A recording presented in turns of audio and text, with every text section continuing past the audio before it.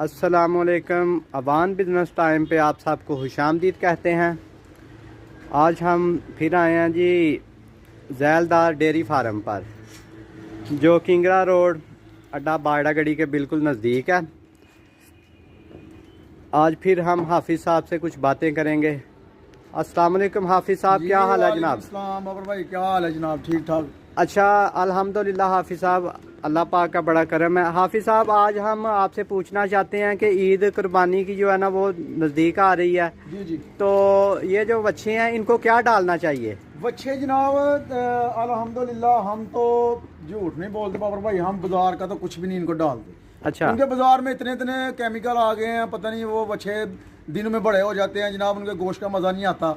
अच्छा हम तो इंशाल्लाह अपने घर में जो हमारे बुजुर्गों ने बताया है जनाब, अच्छा हम वो थोड़ा सा आटा लेते हैं, उसमें नमक डालते हैं ठीक और है। उसको जनाब रात को एक पेड़ा दे दें